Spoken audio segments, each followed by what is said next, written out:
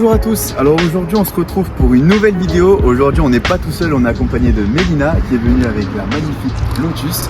Il y a beaucoup de choses à dire, on va parler beaucoup de niveau moteur, surtout de l'historique de la voiture.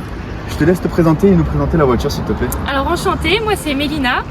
Je suis venue aujourd'hui avec une Lotus Exige 430 Cup, d'accord. Dans ce coloris là, dans ce modèle-ci, spécialement, il n'y en a que 25 dans le monde.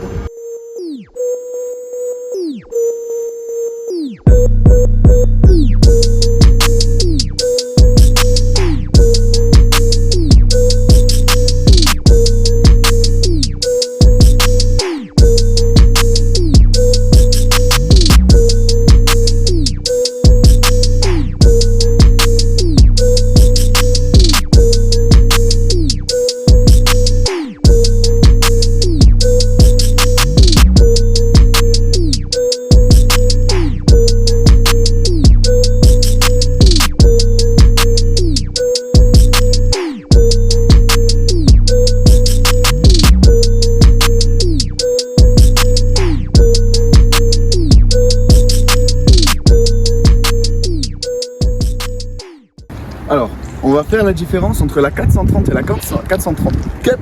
Donc il y a beaucoup de différences. Déjà au niveau de l'extérieur, on peut voir déjà donc, le capot en carbone.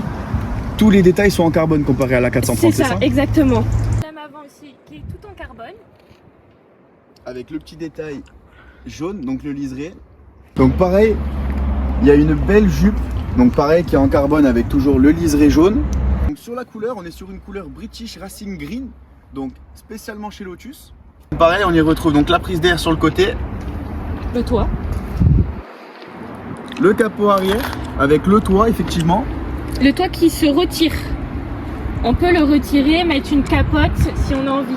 D'accord. Parce que là, en fait, soit on a le toit, soit on n'a pas le toit. Donc, ça veut dire que, admettons, je veux conduire, je veux pas mettre le toit, il se met à pleuvoir, clairement, je suis dans la merde.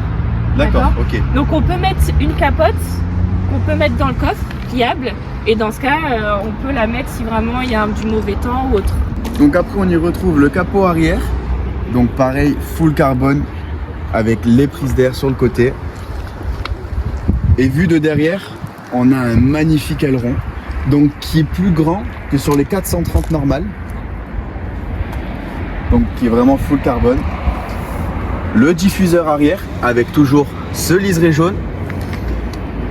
La ligne, donc la ligne qui est en full titane, D'origine. qui est d'origine. Elle fait un bruit. D'ailleurs, on va le faire écouter ça après sur les serroutiers. Vous allez voir, je vous assure que ça fait un bruit, mais alors juste magnifique. Le bruit du V6, incroyable. Ah ben on dort très bien, un bon ronronnement comme on aime. Comme on aime, tout à fait. Ouais. C'est vrai que c'est vraiment un très beau son. Donc là, on voit Exige 430 Cup. Donc là, comme on voit, donc le moteur, donc avec le Lotus écrit en argent, avec le fond rouge qui est très joli. Donc la voiture, elle a un stage d'origine, elle a 430 chevaux avec 400 Nm de couple.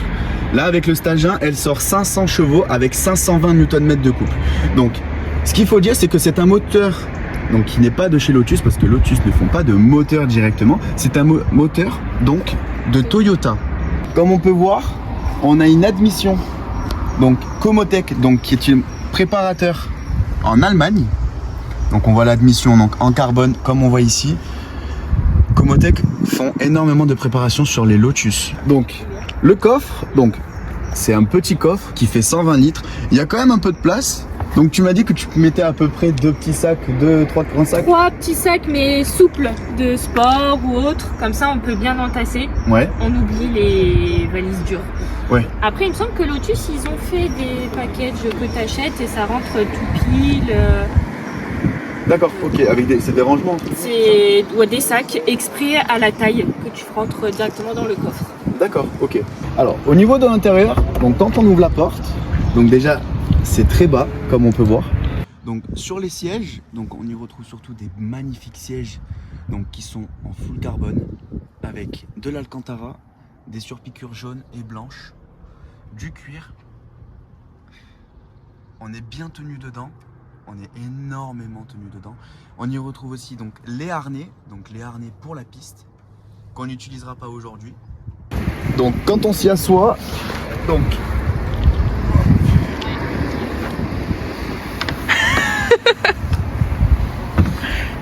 il faut pas faire 2 mètres. Encore il est plus grand. Non mais c'est moi qui conduis.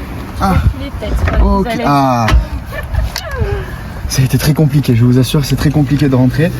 Alors, donc au niveau de l'intérieur, donc comme on peut voir, il y a du cuir avec des surpiqûres jaunes et blanches, avec de l'alcantara juste ici, toujours pareil avec les surpiqûres, avec toujours pareil du carbone, un petit volant en alcantara toujours, avec le tableau de bord en alcantara avec les surpiqûres. On y retrouve du coup le mode sport, le mode race, un petit écran. Au niveau de la boîte, donc on est sur une boîte 6 rapports à double embrayage, c'est ça? C'est ça, Toyota. Toujours Toyota. Toujours Toyota. D'accord. Le frein à main toujours en cuir, avec toujours pareil, donc le numéro type 25. Et il y a le numéro, donc là on est le numéro 5. Numéro 5 sur 25. Sur 25. Numéro 5 sur 25. 25 exemplaires. C'est vraiment une voiture type collector. Vraiment. C'est super.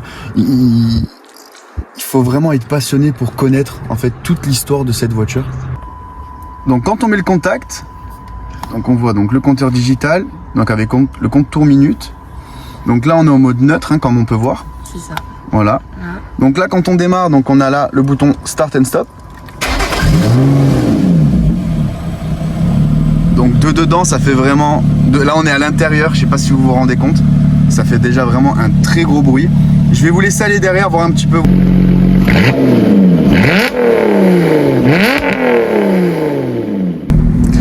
Donc là on va faire un essai routier. Tu veux que je passe par où?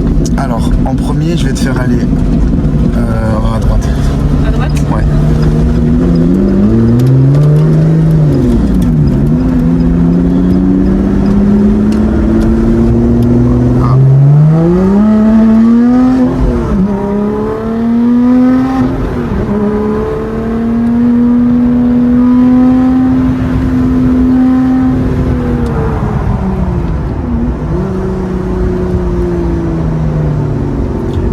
Rappelle-nous, il y a 2 modes, hein. Il y a sport et race.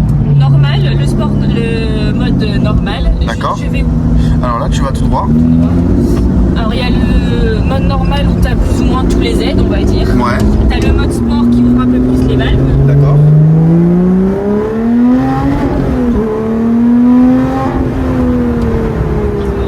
Le freinage, il n'y a pas de souci. Le freinage, il est bon. C'est des disques ventilés, il m'a dit. Exactement, oui. Rainurés et ventilés. C'est ça.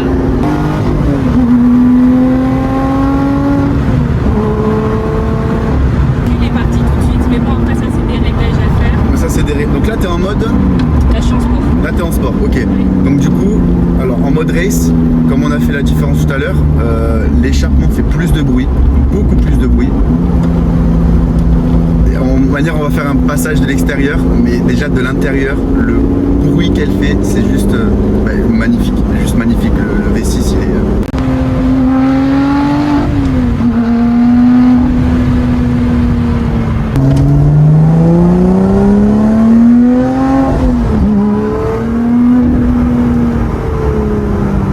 Les points forts que tu pourrais trouver à la voiture.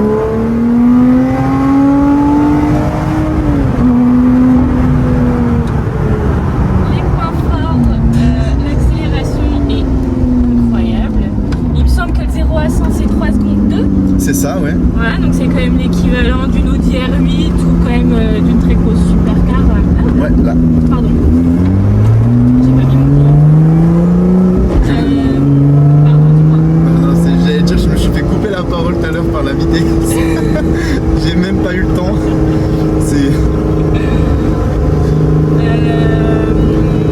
Le châssis très réactif, hein, c'est tout de suite, tu tournes à peine le volant, elle tourne. Ouais. Les freins. Et là tu vas à droite. À droite. Là ouais. Les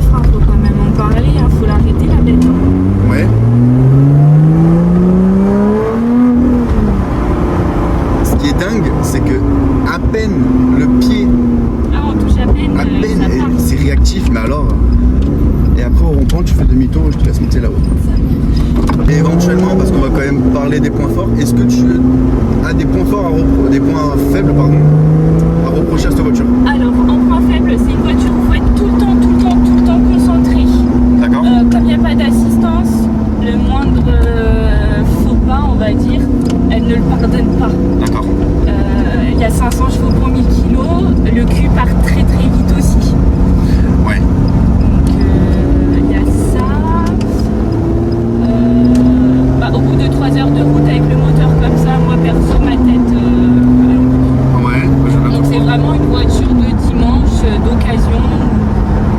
Je ne pourrais pas utiliser cette voiture là tous les jours pour aller au travail par exemple. Ouais. Par rapport au bruit qui est quand même très présent. Après les valves on peut les fermer si on veut, mais bon il y a toujours quand même Oui, parce que du coup on a le bouton qui est là. Ouais. Donc avec un système d'ouverture et de fermeture. Autre point très négatif, Ouais. les dos d'âne. Oui. Alors ouais. Parce que la voiture est très basse.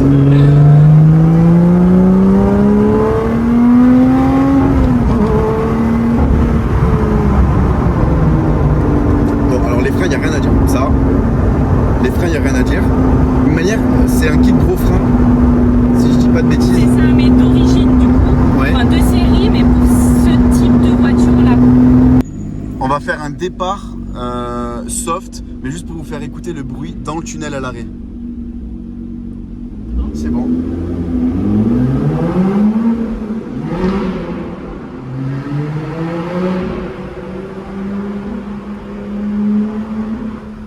Et comment elle a patiné? Elle a patiné un petit peu, ouais. Elle a patiné, c'est pour ça 500 chevaux avec une tonne, faut vraiment faire très attention. C'est clair, ouais. La route elle est un peu humide. Ouais. Elle accroche pas. Ah bah en même temps, J'ai pas les pneus qu'il faut. et le temps ne nous met pas en avant non plus. Donc, mais le bruit, moi personnellement j'en reviens pas. C'est vraiment un bruit qui est magnifique. Il est magnifique le bruit. On va faire un petit essai routier. On va voir un petit peu ce que ça donne. Donc là on est en mode sport. Hein. Non, j'ai tout enlevé. Ok, t'as tout enlevé, nickel. On va voir un petit peu ce que ça donne. Donc on découvre la voiture. Je connais pas du tout la voiture. Donc on y va vraiment doucement. Quoi.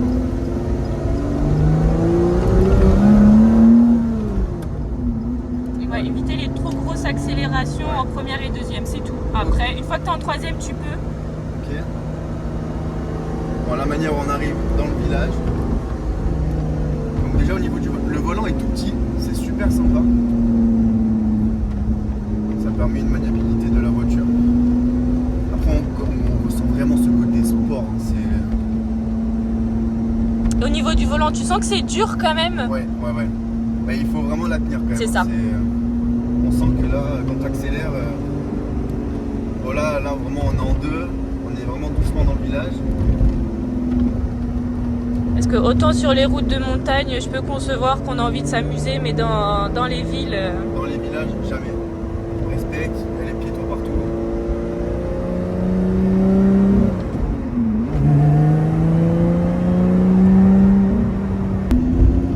Dans le rétro aussi, conducteur, je vois l'aileron.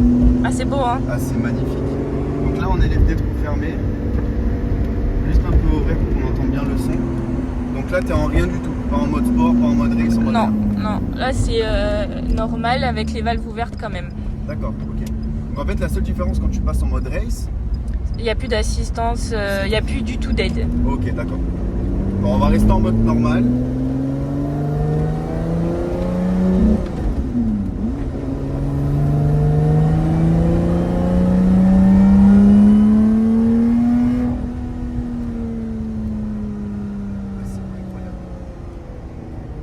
J'ai vraiment l'impression d'avoir. Alors, il y a le smile ou pas?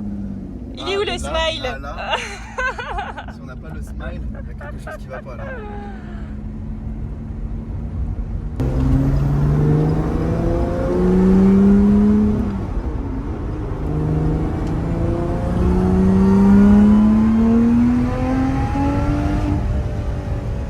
On va vous faire écouter le bruit de l'extérieur.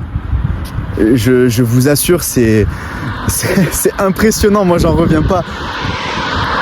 Regardez, elle est là, elle arrive.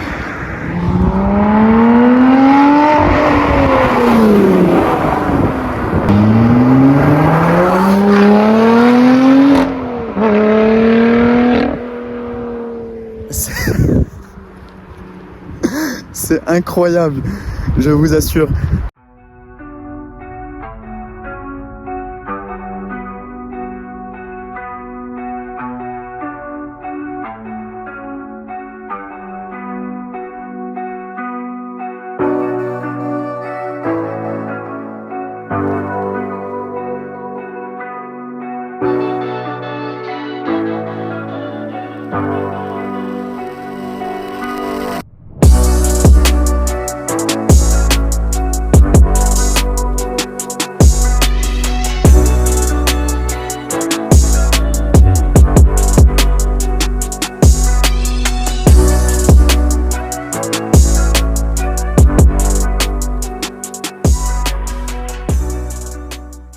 On se retrouve pour une partie 2, donc toujours accompagné de Mélina qui a changé de véhicule, donc qui est avec sa Mazda MX-5. Donc pareil, on va vous expliquer un petit peu la motorisation de la voiture, le confort de la voiture. Alors, comme avec la Lotus, je m'appelle Mélina et aujourd'hui je viens avec ma Daily. C'est la voiture avec laquelle je roule tous les jours pour aller au travail, pour aller en vacances. Je l'utilise vraiment tout le temps. Tellement qu'en 3 ans que j'ai cette voiture-là, j'ai roulé plus de 80 000 km. Voilà.